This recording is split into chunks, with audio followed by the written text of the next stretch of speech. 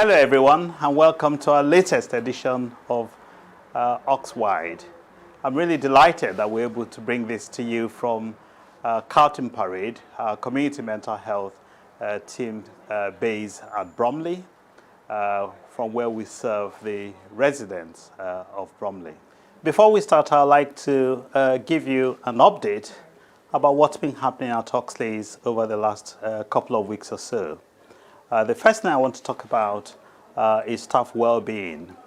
I'm really grateful to colleagues who have completed their risk assessment, because that helps us to ensure that we're taking your well-being seriously. It's important to us that our staff are healthy, because by demonstrating that and making sure that staff are in good health, we can then go on and help other people who present to us for psychiatric and physical health care.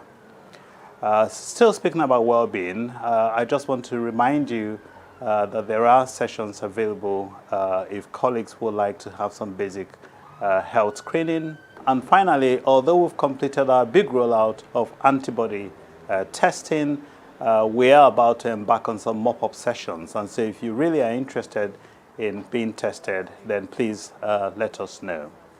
The second message I want to share with you is that although the incidence and the prevalence of COVID-19 has reduced considerably, COVID is still around. I would therefore urge you to please continue to follow whatever guidance we've issued you with respect to appropriate use of PPE and also social distancing where appropriate, and certainly hand washing. That's really very important.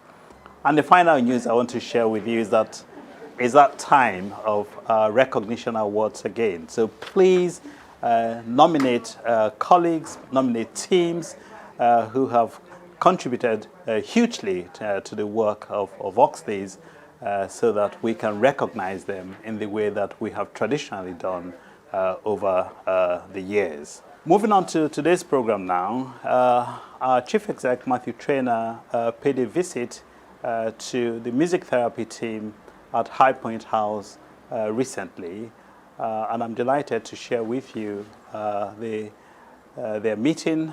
Sarah Hadley, as you may or may not know, is the head of music therapies for Oxley's. I'm here at High Point House next to Memorial Hospital in Greenwich with Sarah Hadley, head of music therapy at Oxley's. Sarah, you and I have met a number of times. This is one of my favourite services and I'm so proud this is part of Oxley's. But tell people a bit about music therapy and what you do here. Thank you, Matthew.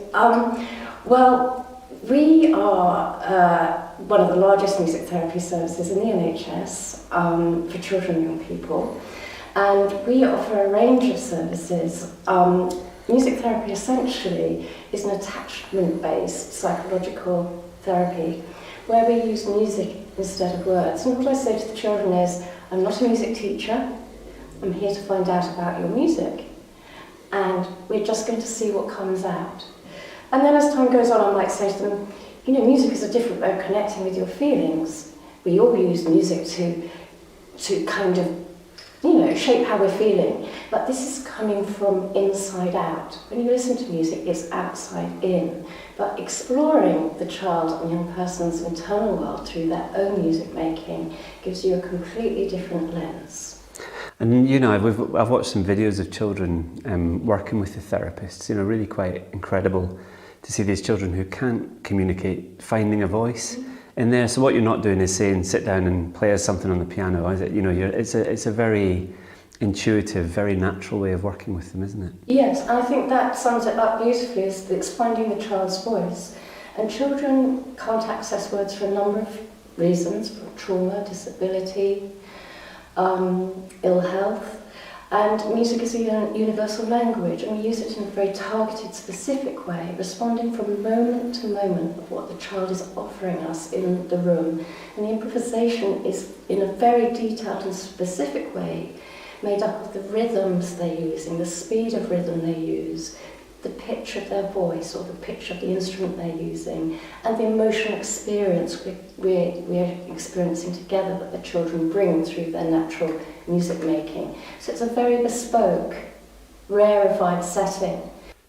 Thank you, Sarah. And now you're going to show me around one of the pods here at High Point and tell me a bit about the equipment we have here. I'd love to, Matthew. Sarah, so we've got the piano here, and the piano is an important part of most sessions, isn't it? It is indeed, Matthew. The piano is one of our key tools as music therapists. I mean, my team play a variety of different instruments, single-line instruments like the viola, the bassoon, the cello, and colleagues that also play guitar. This is a great instrument for therapy because the children can actually physically join you on it. Also, it works with the three components of the innate music person: the melody and the pitch of the voice of the child or young person, the rhythm in matching the beat of how they're playing, and then creating harmony in that emotional experience that we're sharing in the room. So it really is quite a key instrument in therapy. And you can be working with a child who can't play the piano, but you can use the instrument to structure something around them as they find their way around the instrument. Absolutely. Musical ability is simply not required for music therapy. We're here to find out about the child's natural music making, which spontaneously comes out of them. We do get children who have an interest in music afterwards, and then we think about therapeutic lessons for them. And then for a different kind of interaction, we've got a couple of more percussive instruments here as well. Exactly. So we reckon this is a bass marimba or something, isn't it? Yes. And I can see why that's satisfying. Yes. You've got the vibrations and everything. Exactly, and it's got slight pitch, it's very deep, so it's quite grounding if a child's quite high in their emotions. And high in emotions very naturally corresponds to high in music, so something to bring that down a bit. And during a session, I mean, as we work our way around the room here, Yes, sure. would you tend to do that with the child? Would you start in one place and then move around, or do you take a more planned approach? It's absolutely led by the child. There will be points where we will start intervening and say, would you like to try this, especially if a child is stuck on a particular instrument, or shall we try something different? Or we might sense that a child is anxious to explore, so we'll be encouraging them, are you going to try something else today? It's all about the child and getting them into explorative creativity. So that's why we have such a variety of instruments. Yeah, and there's plenty of different kinds of percussion. You've got a couple of things around you here. Yeah. And then over here, we've got a couple of slightly more melodic instruments in terms of the guitar, Yes. ukulele and xylophone and things. But I mean, these are all great sort of satisfying. Absolutely. You know, sort of sonically as well as physically, aren't they? Absolutely. And how long would a course of therapy with a child work over, Sarah? We work, excuse me, we work in blocks of 3 assessment sessions, care plan, and then an option of 6 sessions, 9 or 12, all subject to review.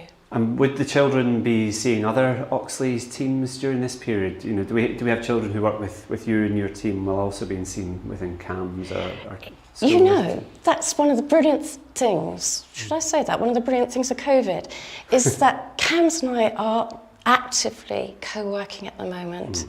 In fact, I've just come off a session with a new referral from CAMS, and we're really excited about the shared kind of thinking around these children working virtually with talking therapy and music therapy. So really excited about that bit. And so much of this is about communication and finding the child's voice. It's brilliant to hear that we've got all these different wonderful services at Oxley's and they're working together in the interest of caring for these children. So that's been fantastic, Sarah. Thank you so much, and it's always lovely to come here and visit you. Thank you. Oh, thank you, Matthew. Big thanks to Sarah and Matthew there for sharing with us the work that music therapists do, and for also showing us the exciting pods. We hope that before long there will be music coming from those pods. Once again, thank you to Matthew and Sarah. Now at Oxley's, who've been working really hard to support our veterans of the armed forces. And these are people who may well have been injured in the course of their call of duty, or those who on return need our support. I'm really delighted that Lisa Tan spent time talking to both Carl and Lorraine, who are members of the Veterans Working Party, and would like to share the message from that meeting with you now. Welcome to Oxwide. Today we're joined by Lorraine and Carl from the Veterans Working Party. And we're going to be talking about how Oxley's works with the group and what it helps to achieve with the Trust. So if we could start with you, Lorraine, could you start by just giving us a really brief introduction to the Veterans Working Party and what it's for? Yeah, the Veteran Working Party came into being in 2018, and we signed the covenant, the Armed Forces Covenant, that actually arose in 2015. And that arose because there's been difficulties at transition points leaving the forces when people have felt quite stressed and had mental health needs. And since then, we've actually worked together to sign the Silver Covenant as well within the Trust, and now we're working towards Gold. And for us to retain these, these standards, we will be reviewed every 5 years in order to renew it. So we can't just have it, we've got to work at it. And we're working towards Gold. And that will mean that we've got to, have 2 principles from the Armed Forces Covenant. So the Veteran Working Party is very keen to make sure that there's no disadvantage at the point of access for all veterans and their families and reservists, and that there is priority treatment for those who are bereaved because of service and those who are injured because of service. So they should be seen within 2 weeks. And that was put forward by Ian Diamond, our Chief Operating Officer, who went to the signing of the Bronze Covenant, ensuring that people face no disadvantage. Okay, lovely. Thank you. Thank you, Lorraine. And in terms of the different needs that veterans might have within our services, Carl, could you tell us a little bit about how that may differ from other patients and services in terms of what veterans might need?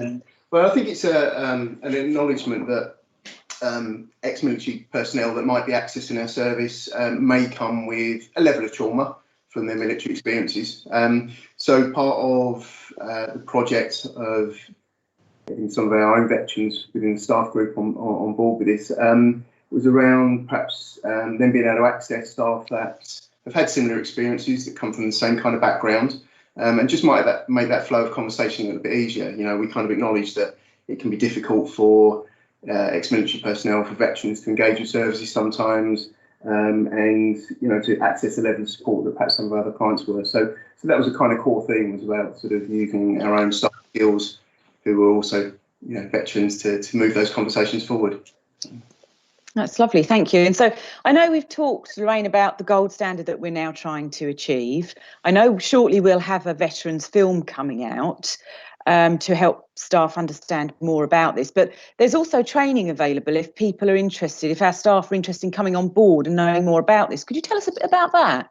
Yeah, we've currently got e-learning on the website from NHS England, and that's been put on there by Dr. Jonathan Leach, and he's the lead for that particular clinical reference group. But also, we need non-military personnel as well, because veterans will actually engage with staff who understand military culture. So Ian Bryant is a colleague on the Veteran Working Party, and myself and Carl, we're prepared to put the training forward to all the teams as well. So it's not just e-learning from the NHS, it's also face-to-face lived experience of being a veteran. I'm a veteran as well. And, ensuring that if we're going for gold, that people understand what no disadvantage really means and what priority treatment actually involves, because that will change, some of the policies as well. Right, Carl, so could you tell us a little bit about the partnership working that you're looking at, and possibly the SLP with the Veterans Group, and how that might work? Yeah, so it's something we'd like to explore over next year. And that's around, obviously, St George's and Slam being signatories to the Covenant as well, with their own covenants. So, it's an area we'd really like to look at, seeing whether we can explore the work they've done, whether there's projects that we can potentially work on together. And just see if we move that forward. It seems something that might be worth exploring as a collective, sort of drawing on skills, certainly because of Slam's involvement with TILS, transition liaison service. So, it's something we'd really be looking at for next year with the project. That's lovely. Thanks very much. So that's great. It's a fantastic project, and it's really good to know more about it. So we'll look out for the film, and we'll look out on the Ox for more details. But in the meantime, Lorraine and Carl, thanks for joining us. Thank you. Thank you. Thanks, Lisa. So it's been quite a year so far, something that most of us could never have predicted. And under some of the most emotionally and physically challenging circumstances, both professionally and personally, so many of our colleagues have gone above and beyond and supported each other like never before, as well as delivering really quality services for our patients. That's why it's so important that we recognise these efforts. So please, please take the time to nominate your healthcare hero for a Staff Recognition Award this year. We're really excited to hear about all the fantastic work that's been going on, both as part of business as usual and as part of our response to the pandemic. Nominations are now open for our Recognition Awards 2020. We'd love to hear from patients, carers, members, volunteers, partner organisations and members of staff about the team or individual you think has made an outstanding contribution and deserves special recognition. So there are 3 categories to choose from. Team of the Year Award, Governor's Award to nominate an individual, and the Health and Wellbeing Champion Award for an individual or a team. Please visit the Ox to make your nomination, and the deadline for nominations is 31st of August 2020. So come on, together, let's make this the biggest and the best Staff Recognition Awards ever. I think we'll all agree, after the year we've had so far, it is well and truly deserved. Hello, I'm here at Bracken House at the Bracton Centre with Sharon and Dean, and we're here today to talk about the new Oxley's staff assemblies. So Dean, tell us what it's been like setting up the assemblies. It's been a really interesting challenge. I started in post in December of 19, and I met with various teams and senior management teams to look about how staff assemblies would work in their directorate. Following this, we come up with a plan to have 1 assembly per directorate, and each directorate would have access to £10,000 of charitable funds. Working on sort of 3 domains of wellbeing, engagement, and making working lives better, or making the team the best it can be. In February of 2020, we held a staff assembly conference where staff came to learn about staff assemblies, and we've done some training sessions to go live in April of this year. Obviously COVID unfortunately happened at the end of March, which slowed down our progress somewhat, but we're really looking forward to the challenge of bringing the assemblies back and sort of revitalising the process. Because you had great engagement for that day back in February, didn't you? Yeah, we were oversubscribed. We had to change the venue to accommodate more people, and it had a really positive feel on the day, I felt. And staff left with a toolkit of what they're going to do next, and it was working really, really well and looked really, really promising. And I think we've got definitely the motivation and the enthusiasm to bring that back, and I think it can make a real difference to people. It gives people a stronger voice in their area and supports some of the struggles that we face around staff wellbeing, and I think that's been quite heavily heard as well with our next step. The feedback staff were giving that they wanted more focus on staff wellbeing. And that's absolutely what the assemblies are there for, to give everyone at every grade a voice and a say in how Oxley's is run and what matters to them.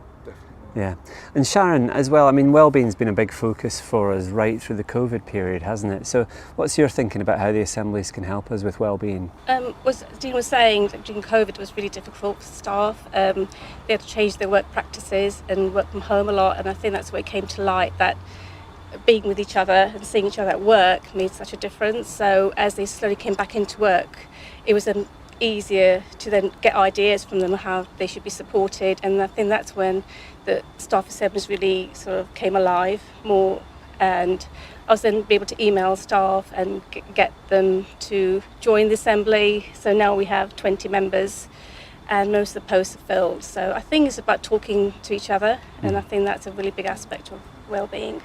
And I think the assemblies have raised some really interesting points around the estates and restrooms, and so being a part of the assemblies, we've now got very good links with estates, and we're looking at running larger projects around staff rest areas, and the assemblies have been used almost like a sounding board. So we've been able to go to the assemblies and ask, what are their views, what do they feel the staff would want, what would it look like, and frontline staff will be able to give a very good picture of what their needs are, and I think that will only kind of really help the trust move forward in the future.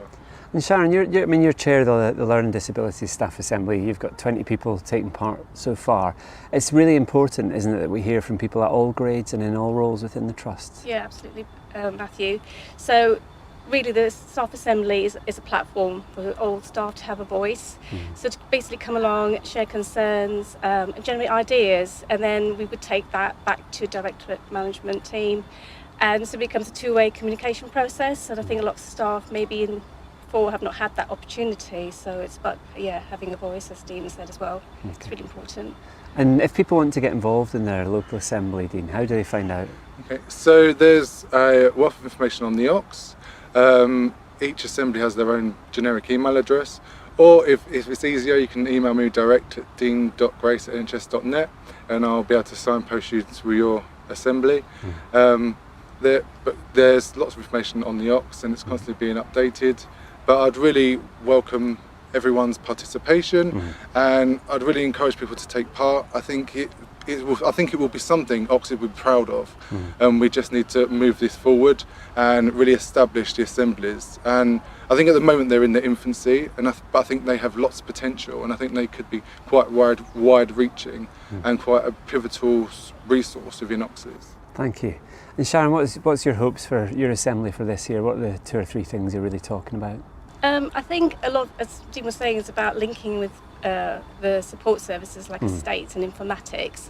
I think that's played a big part, and the fact that we're going to have those links will be really good, and to be using different platforms of communication for staff to share ideas, not only by sort of Microsoft Teams. We're going to have sort of whiteboards, and we want to have an event in September at Tall Trees, so we can have a face-to-face event, so hopefully finally get together with all the assembly members to then start the assembly going and generate the action plan that we need. I think we've all missed getting together like that, haven't we? Absolutely.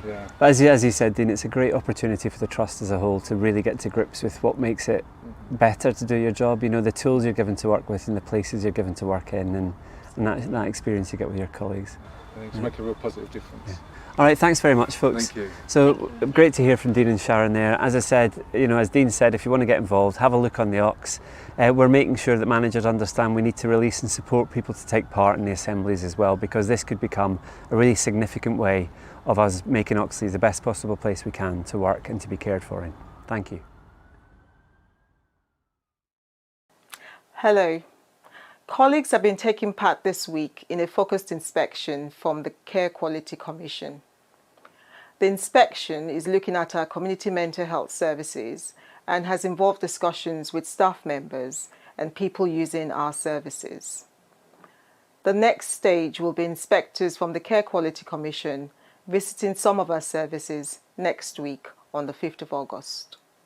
If your service is visited, please remember the inspectors are looking for continuous improvement, not perfection. Be open and honest, and be proud of what you do. Don't panic, and respect patient confidentiality. For more information, please see our CQC page on the Ox. I'm here at High Point House in Greenwich next to Memorial Hospital, and I'm joined by Maria Kelly and our colleagues in the SPA team. So they're going to tell me a bit about the work of the SPA team and what it's been like working during COVID. Yeah, so Maria, the SPA team, you cover Greenwich and Bexley, that's right? I do, yeah. And tell me a bit about the service you provide. So basically we provide all the administration support for various teams like community, paediatrics, ADHD team, audiology, speech and language team. So we cover all the administration side right from the beginning of receiving referrals to making the appointments, which has changed very drastically from being face-to-face mainly to going through telephone assessments now, and then doing various video calls for setups for them, particularly using Attend Anywhere. So we've had lots of changes regarding that and had to be quite rapid in those changes. And then obviously we do the things afterwards, and that was required to send out reports, the G2 work, and then obviously leading on to that to do follow-up appointments and supporting with those as well. So it's a busy workload, there's a lot to do. It's a very busy workload. We've been here all through COVID-19. We haven't actually left as a team, and we're very responsible for answering all the calls that come in for Specialist Children's Services, which has gone from originally being around about 135 days, 5 calls a day, then down to around about 40, and they're just going back up now, increasing to about 100 calls a day. So those are coming. So we're getting busy again. We are getting busy. We anticipate probably to get busier as we go back to after school holidays. So it's a very busy team. You've got a couple of your colleagues with you here as well. And so Natalie, tell me a bit about the kind of work you do, in a given day in the SPA team then. We process the referrals, answer telephone calls, book appointments, action the waiting lists, send documents to the GPs if needed, and then action all the emails that we get through, like questions and stuff, in our generic email. And Maria mentioned G2 as well. You want to tell we do people G2, about that? and we transcribe and completions as well. We do both of those. I've given the G2 a go myself actually. I struggled with my accent for a week or two, but then it's got the hang of it now. Yeah, you do get the hang of it after a little while. All right, thank you. And Nikki, what's changed during COVID then? A lot, an awful lot. After the initial period of complete panic, I think people were really, really panicking, because watching the news, what was going on, they're coming to work, then they started talking about social distancing. So we're now spread all over the place. We've got some people working from home, we've got the offices social distancing to make sure that everybody's observing 2 metres. We've been spread about the building really, so people are dotted about all over the place. So it's been very strange, but I think once we got that set in place, people were no longer hot desking, they had a desk to come and sit at. People tended to calm down, and it's been a lot better since then. Initially, it was real panic. And you've all worked together for a while, but Emmanuel here, you joined, didn't you? When did you start at Oxley's? I started in April during the pandemic, so it wasn't like the best time to start. But I have a great team around me, so they were very helpful. We still were respecting the social distancing rules, so it was a bit hard to have like one-on-one intimate training, but the team is helpful, so we always find a way around it. And I'm enjoying it now, settling fine now. And where were you working before Oxley's?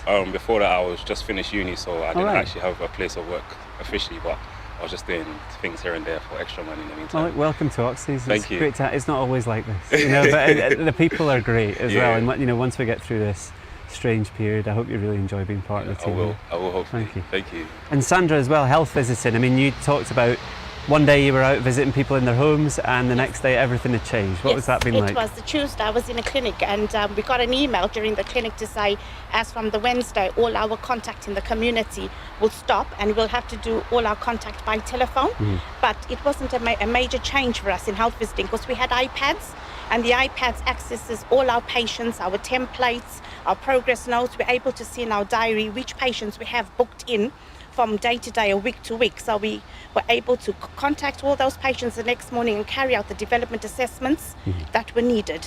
And I remember, we had our second baby at Queen Elizabeth Hospital, so it was Oxley's health visitors looking after us. Then how do you do things like weighing and checking child's progress just now? During the pandemic, when it started in March, we had ceased all weighing clinics because it was very dangerous. We've just recently started around June going back into the community, but only to weigh the very vulnerable babies. So we will receive an email or request from a mum. We pass that on to our infant feeding team who triage it. They pass the email back to the community nursery nurse, who will then contact mum, discuss if they've got any COVID symptoms, that they're to attend the appointment with a mask and a glove, and the appointment is for only an hour. We do most of our clinical assessment via the telephone, so it's a quick weigh-in and a plot in the red book to make sure baby's gaining that weight. Yeah. I remember the red book actually. Yes. It was a sad day when we weren't using that anymore. Yes. So, and of course, having teams like the SPA team and the CAT team and those other teams that support you, it's a critical part of being able to do your job properly, isn't it? It is, because when we're doing a 2-year assessment or a 10 to 12 and we come across a baby or a child that's got a delayed development, our first port of call would put a referral through to the SPA team, which gets triaged, and that child gets seen and the continuity continues. So it's very important having the team so that we know where to signpost the children. If it's a dietitian, a community peds referral, if it's audiology, occupational therapist, speech and language, everything comes through to the SPA team and the appointments are given on time. And that's it, and that's the heart of a good health service. It's clinicians doing their job, supported by great colleagues who make sure that everything works together. And it's a continuity in Oxley's, because health visiting is able to pass it on to SPA, and it's just working together, which is great. Well, thank you all for having me here today. So from High Point House and from the SPA team and health visiting in Greenwich, thank you very much. Good to hear from some of our valuable members of the Children and Young Persons Directorate, and that's the end of our Oxwide edition. I'm really grateful to all of my colleagues who have contributed to making this edition work. Now, if you or any member of your team would like to participate in this, then do please get in touch by emailing the address on your screen now. Until next time, goodbye.